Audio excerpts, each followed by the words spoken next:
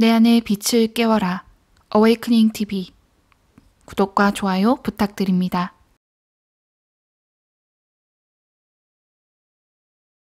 I had no intention of returning. They told me that it wasn't my time and I had to go back to my body. I did what I think any reasonable person would do, and I said, no, I'm not going. You can't make me. And they said, well, you are going, and we will take you back, and here's some of the work that you still have to do. I was taken back down this path and was reunited with my body. They told me a little bit about this mandate to share my experiences with other people. 안녕하세요. 오랜만에 찾아뵙네요. 오늘 영상에서는 메리 니얼이라는 미국의 대학병원에서 근무하고 있는 어느 외과 의사의 신비한 임사체험 이야기를 들려드리도록 하겠습니다. 이 여성은 과학적, 논리적 사고를 좋아하는 의학도였으며 자신이 경험한 임사체험을 부정하고자 10년간 많은 자료를 찾아 헤맸지만 결국 그 어떤 이론도 자신이 경험한 것들을 설명해 줄 수 없다는 것을 인정하게 되었습니다. 임사체험 시 그녀는 자신의 이야기를 많은 사람들에게 전해야 한다는 계시를 받고 두 책을 세상에 내었습니다. 정신과 의사이며 심리학자인 레이먼드 무디는 우리가 죽으면 어떻게 되는지에 대한 질문에 이렇게 답했습니다. 제가 생각하기에 우리가 죽으면 어떤 다른 존재 상태로 들어가거나 다른 의식적 상태로 들어간다고 설명할 수 있겠으나 그 상태는 지금의 현실과 매우 다른 차원으로 존재하기에 우리의 물질 세계의 표현으로 설명하기가 매우 힘듭니다. 토론토 종합병원의 윌프레드 비겔로 심장수술 과장은 지난 32년간 심장 전문의로 일하면서 영혼이 존재한다는 사실을 확신하게 되었다고 말했습니다. 심장 전문의로 일하다 보면 환자들이 숨지는 상황을 종종 목격하게 됩니다. 그런데 환자들이 죽는 순간 몇 가지 신비한 변화가 일어납니다. 그중 하나가 환자들의 눈에서 돌연 광채가 사라진다는 것입니다. 눈빛이 불투명해지고 말 그대로 생기가 사라져버리게 됩니다. 임사체험을 연구한 과학자들은 논리로서 영혼의 세계를 증명하려고 하지만 사실 영혼의 세계는 직접 경험하지 않으면 알기 어려운 세계라고 생각됩니다. 음과 양처럼 물질 세계와 영적 세계는 정반대에서 서로를 보완하며 존재하는 세계입니다. 두 세계를 모두 탐구할 때 진짜 우리가 살고 있는 이 세계의 진실을 알 수 있지 않을까요? 여기 누구보다 이성적이었던 여성의 임사체험 이야기가 있습니다. 메리 니얼, 그녀의 이야기로 들어가 봅시다. 저는 보통의 미국 크리스찬 문화 속에서 자랐습니다. 일요일이면 교회에 나가지만 신에 대해 깊이 생각해보지 않았습니다.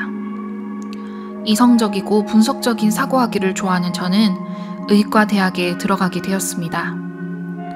와이오밍 주에서 척추 전문의 외과 의사가 되어 큰 병원에서 일하게 되었고 결혼 후 4명의 아이를 기르며 매우 바쁜 삶을 살았던 것 같습니다. 때는 1999년이었습니다. 저희 부부는 카약을 타는 것을 매우 좋아해서 카약 관광 회사를 운영하는 지인 부부와 함께 그들의 고객들과 함께 칠레 로스리오스라는 곳으로 여행을 떠났습니다. 사고가 난 날은 남편이 허리가 아파서 쉰다고 하여 제가 아이들과 카약 전문 업체를 운영하는 부부와 그들의 고객들과 함께 강으로 갔습니다. 그날 제가 탄 배가 돌뿌리에 부딪혀 거센 물살에 카약이 뒤집혀졌고 2.5에서 3m 높이의 물폭포로 떨어지고 말았습니다. 배의 앞부분 데크가 강에 박혀 움직일 수가 없게 되었습니다.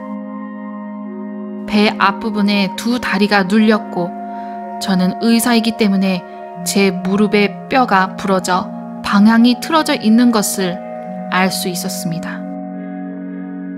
사람들은 저를 찾으려고 했지만 15분 동안 제가 어디에 있는지조차도 그들은 알지 못했습니다.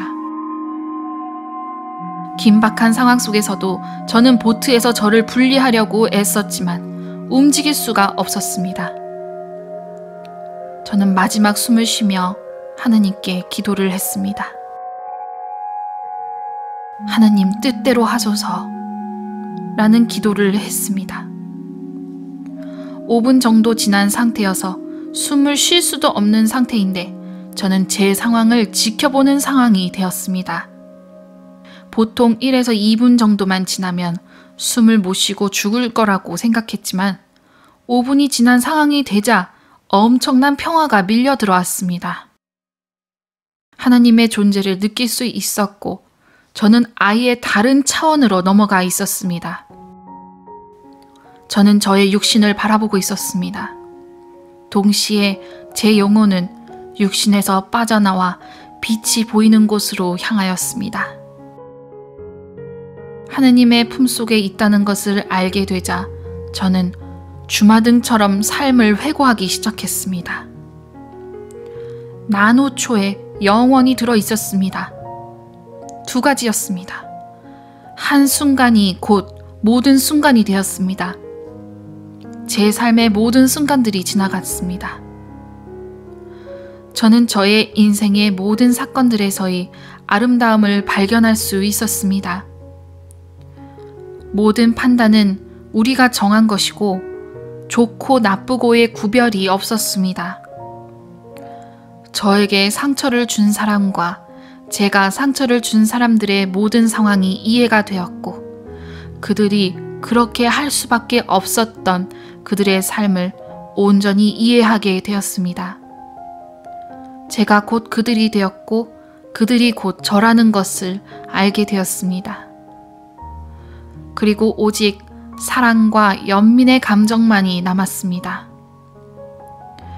한 사람의 인생의 뒷이야기에는 모두 사랑에 관한 것뿐입니다. 그 사람을 온전히 이해하면서 화낼 것은 아무것도 없었습니다. 절대적 자비와 사랑이 남을 뿐 용서할 것도 없었습니다. 저는 그곳에서 예수님을 만났습니다. 전형적인 크리스찬 집안에서 자랐지만 온전히 믿음으로 신앙하지 않았던 저에게 그곳에서 예수님은 저를 어미가 갓난 아기를 안고 온 사랑을 쏟아붓는 것과 같이 사랑을 쏟아주고 계셨습니다. 그리고 그곳에서 15에서 20명 정도의 사람들이 모여있는 것을 보았습니다. 그들은 저를 매우 반갑게 반겨주었습니다. 그들의 얼굴을 모두 알아보지는 못했지만 제가 그들을 잘 알고 있고 그들도 저를 잘 알고 걱정해주며 사랑해주는 존재들이라는 것을 느낄 수 있었습니다. 그곳은 아름다운 자연이 보였고 넓은 들판을 가로질러 저는 뛰어다니게 되었습니다. 다양한 색깔로 빛나는 그 세계를 저는 만지고 느끼고 맛보고 냄새 맡고 즐길 수 있었습니다. 저는 모든 것이 되었고 모든 것이 곧 저의 일부로 느껴졌습니다. 아름다운 꽃들이 피어있는 곳을 지나 저는 큰 문이 있는 곳 앞에 서 있었습니다. 그때 저는 저를 절박하게 부르는 심폐소생술을 하던 남자의 목소리를 듣게 되었습니다. 그는 저의 이름을 계속 불렀습니다. 저는 뒤를 돌아보았습니다. 저의 육신은 물살에 의해 배에서 빠져나왔고 저를 발견한 친구들은 저를 물에서 끄집어내어 제가 물에 빠진 지 30분 만에야 긴급 조치가 이루어졌습니다. 그때 저를 둘러쌌던 존재들 중 리더인 존재가 저에게 말했습니다. 아직 때가 되지 않았고 지구에서 해야 할 일이 많이 남았기에 돌아가야 한다는 것이었습니다. 저는 싫다고 했습니다. 물론 저에게는 지상으로 돌아가야 할 이유들이 충분했습니다. 행복한 가정을 이뤘고 4명의 사랑스러운 아이들이 있었으며 헌신적인 남편과 좋아하는 직업을 가진 삶이었기에 돌아가기 싫을 이유가 전혀 없었는데도 저는 그곳에 남고 싶었습니다.